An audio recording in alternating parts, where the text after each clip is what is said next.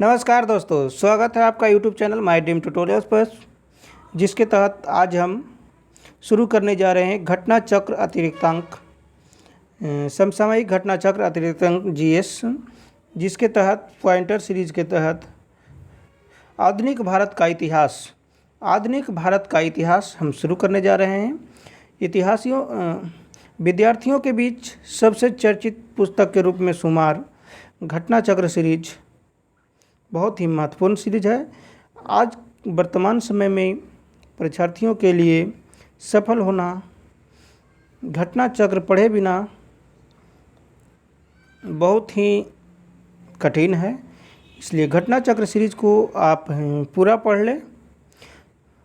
तो हम इसमें आधुनिक छोटे छोटे वीडियो बनाकर आप लोगों के सामने चैप्टर वाइज प्रस्तुत करूंगा। आप पूरा वीडियो को पूरा देखते जाइए, आपका पूरा घटना चक्र क्लियर हो जाएगा। तो चलिए शुरू करते हैं, जिसके तहत आज हम पहला चैप्टर यूरोपीय कंपनियों का आगमन भारत में कैसे होता है, जिसके बारे में हम आज चर्चा करेंगे घटना चक्र सीरीज से।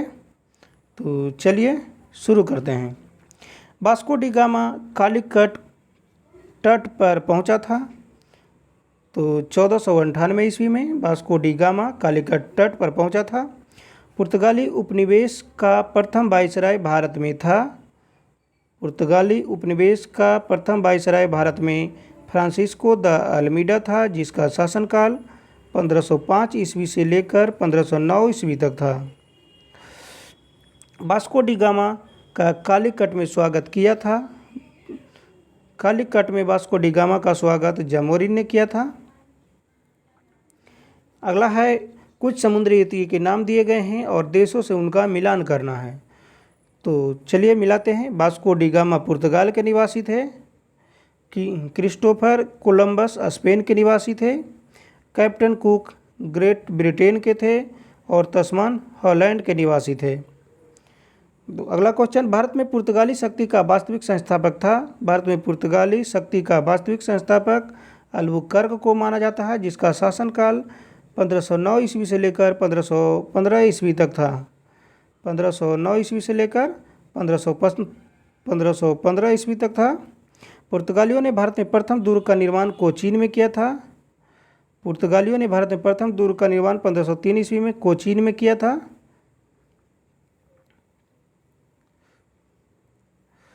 मध्यकाल में सर्वप्रथम भारत से व्यापार संबंध स्थापित करने वाले थे।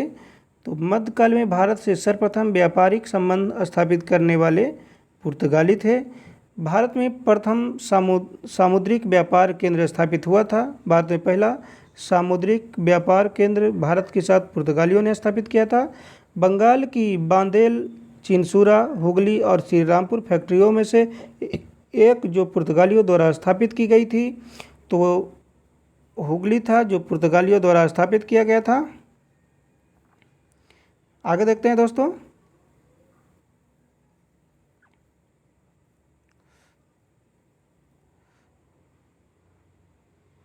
पांडिचेरी के संदर्भ में सही कथन है।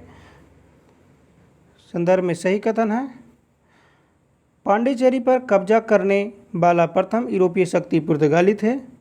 पांडिचेरी पर कब्जा करने वाली पहली यूरोपीय शक्ति पुर्तगाली थे। हुगली को बंगाल की खाड़ी में समुद्री लूटपाट के लिए अड्डा बनाया था, तो ये पुर्तगाली थे। हुगली को बंगाल की खाड़ी में समुद्री लूटपाट के लिए अड्डा बनाया था, पुर्तगाली थे। ये 65वीं बीपीएससी में पूछा गया क्वेश्चन है। कलकत्ता का संस्थापक जॉब चौरनाक था। भारत में यूरोपीय शक्तियों के प्रवेश के संदर्भ में सही कथन है। भारत में यूरोपीय शक्तियों के प्रवेश के संदर्भ में सही कथन है। अंग्रेजों ने अपना पहला कारखाना दक्षिण भारत में मछलीपट्टनम में लगाया था, ये सही है। पूर्वी भारत में अंग्रेजी कंपनी ने 1633 ईस्वी में उड़ीसा में पहला कारखाना लगाया था, ये भी सही कथन है। डुप्ले के नेतृत्व में फ्रांसीसियों ने 1746 ईस्वी में मद्रास पर कब्जा किया था, ये तीनों सही ऑप्शन है। नेक्स्ट क्वेश्चन देखते हैं। भारत के साथ व्यापार के लिए सर्वप्रथम संयुक्त पूंजी आरंभ करने वाले लोग थे डच थे, ये गलत है। भारत के साथ व्यापार के लिए सर्वप्रथम संयुक्त पूंजी कंपनी आरंभ अंग्रेज द्वारा किया गया था, और यदि विकल्प में अंग्रेज नहीं दिया रहे तो दूसरा आप डच मारेंगे। सही कथन है। डचों ने पुर्तगालियों को पराजित किया और आधुनिक कोची में उन्हें फोर्ट विलियम का निर्माण किया। कोची में फोर्ट विलियम का निर्माण डचों द्वारा किया गया था, याद रखेंगे। फोर्ट विलियम का निर्माण कोची में डचों द्वारा किया गया था। नेक्स्ट क्वेश्चन देखते हैं। भारत में ईस्ट इंडिया कंपनी की सफलता का राज था भारत में राष्ट्रीय भावना की कमी। ये सही है। भारत में राष्ट्रीय भावना की कमी, भारत में राष्ट्रीय भावना की कमी सही है। कंपनी की सेना को पश्चिमी प्रशिक्षण मिला था, ये भी सही है, तथा उसके पास आधुनिक हथियार थे, ये भी सही है। भारतीय सैनिक में राष्ट्रीय भावना का अभाव था, ये भी सही है, जिसके फलस्वरूप कोई जो उन्हें अच्छा वेतन देता था अपनी सेवा में लग जाते थे, ये भी सही है। भारतीय सैनिक जिधर से अच्छा वेतन मिलते थे उधर जाकर लग जाते थे, इसीलिए भारत में ईस्ट इंडिया कंपनी की सफलता का राज, यही सब सही है। Next question. ब्रिटिश कंपनियों में से भारत में व्यापार करने का पहला अधिकार पत्र प्राप्त हुआ था। तो पहला अधिकार पत्र लीवेंट कंपनी को प्राप्त हुआ था। ब्रिटिश कंपनियों में से भारत में व्यापार करने का पहला अधिकार पत्र प्राप्त हुआ था, तो लीवेंट कंपनी को प्राप्त हुआ था।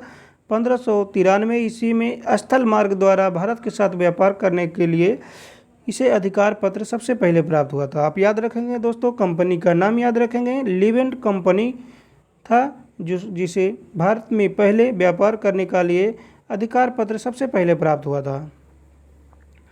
आगे देखते हैं दोस्तों। लंदन में ब्रिटिश ईस्ट इंडिया कंपनी के गठन के समय भारत का बादशाह कौन था? तो भारत का बादशाह अकबर थे। याद रखेंगे, अकबर का शासनकाल लगभग 1556 ईस्वी से लेकर 1605 ईस्वी तक था। 1605 ईस्वी तक था।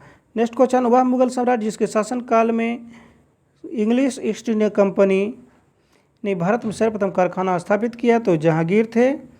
वह मुगल सम्राट जिसके शासनकाल में इंग्लिश ईस्ट इंडिया कंपनी ने भारत में सर्वप्रथम कारखाना स्थापित किया, तो वे जहांगीर थे। भारत में 1613 ईस्वी में अंग्रेजों ने पहली फैक्ट्री स्थापित की थी, तो 1613 ईस्वी में अंग्रेजों ने फैक्ट्री स्थापित सूरत में की थी। नेक्स्ट क्वेश्चन देखते हैं दोस्तों। वह अंग्रेज अधिकारी जिसने पुर्तगालियों को स्वलल्ली में हराया था, तो वह अंग्रेज अधिकारी थॉमस बेस्ट थे, जो पुर्तगालियों को स्वलल्ली में हराया था। यूरोपीय व्यापारी कंपनियों में से सूरत में सर्वप्रथम अपना कारखाना स्थापित किया था, तो सूरत में सबसे पहले कारखाना अंग्रेजों ने स्थापित किया था 1613 ईस्वी में। ब्रिटिश ईस्ट इंडिया कंपनी ने बम्बई लिया था, तो ब्रिटिश ईस्ट इंडिया कंपनी ने बम्बई पुर्तगालियों से लिया था 1688 ईस्वी में 68।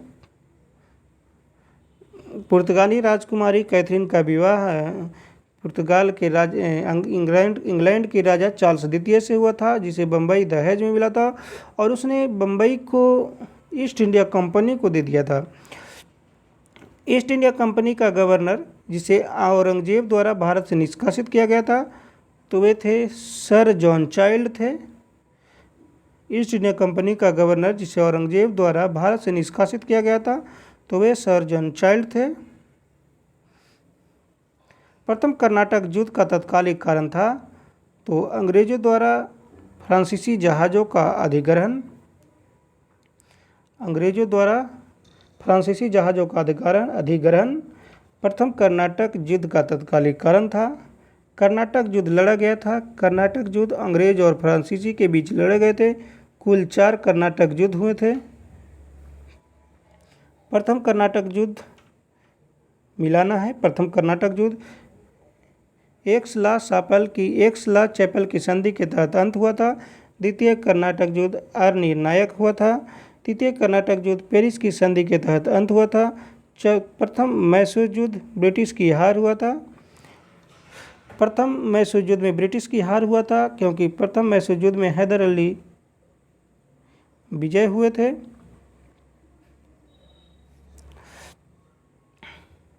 आगे देखते हैं दोस्तों। प्रथम यूरोपीय व्यक्ति जिसने भू क्षेत्र अर्जित करने के उद्देश्य से भारतीय राजाओं के झगड़ों में भाग लेने की नीति अपनाई, तो वे थे डुप्ले थे, जिसने भारतीय राजाओं भू क्षेत्र अर्जित करने के उद्देश्य से भारतीय राजाओं के झगड़ों में भाग लेने की नीति आरंभ की। वे डुप्ले थे। डुप्ले को भारत में सहायक संधि का जनक कहा जाता है। भारत में फ्रांसीसियों ने अपना सबसे पहला कारखाना कहाँ स्थापित किया था? तो भारत में सबसे पहले फ्रांसीसियों ने अपना कारखाना सूरत में भी स्थापित किया था। फ्रांसीसी ईस्ट इंडिया कंपनी संस्थापित हुई थी। तो लुई 14वें के शासनकाल में फ्रांसीसी ईस्ट इंडिया कंपनी की स्थापना हुआ था। भारत में फ्रांसीसी कंपनी का संस्थापक माना जाता है काल्वर्ट को माना जाता है। बंगाल में डचों द्वारा स्थापित कारखाना चिनसूरा था। फ्रांसीसी दक्कन में शक्ति आंदोलन स्थापित करने में असफल रहे क्योंकि अंग्रेजों की फौज शक्तिशाली थी। भारत में यूरोपीय शक्तियों के आगमन का क्रम है। भारत में यूरोपीय शक्तियों के आगमन का क्रम, भारत में सबसे पहले पुर्तगाली आए, उसके बाद डच आए, उसके बाद अंग्रेज आए और अंत में सबसे फ्रांसीसियों का भारत में आगमन होता है। आप याद रखिएगा दोस्तों, यूरोपीय शक्तियों का आगमन का क्रम, सबसे पहले भारत में पुर्तगाली आए, उसके बाद डच आए, उसके बाद अंग्रेज आए, उसके बाद फ्रांसीसी का आगमन हुआ। आगे देखते हैं दोस्तों। सुमेलित करना है। पांडिचेरी फ्रेंच के अधीन था। गोवा पुर्तगाली के अधीन था। ट्रांकेबार डेनिश या डेन के अधीन था और मद्रास डच के अधीन था। याद रखेंगे। यूरोपियों में स्वतंत्रतापूर्वक भारत में व्यापारी के रूप में सबसे अंत में आए। तो व्यापारी के रूप में यूरोपीय देश जो सबसे अंत में आए वे फ्रांसीसी थे। फ्रांसीसी सबसे अंत में भारत में आते हैं। सबसे पहले भारत में पुर्तगालियों का आगमन होता है, उसके बाद डच का आगमन होता है, उसके बाद अंग्रेज का आगमन होता है और सबसे अंत में भारत में आगमन फ्रांसीसियों का सबसे अंत में आगमन होता है। तो आप याद रखेंगे दोस्तों। ये थे हमारे आज के प्रश्न। ये वीडियो कैसा लगा इसके बारे में आप बताएं। अपने दोस्तों को शेयर करिए, चैनल को सब्सक्राइब कीजिए। वीडियो देखने के लिए धन्यवाद।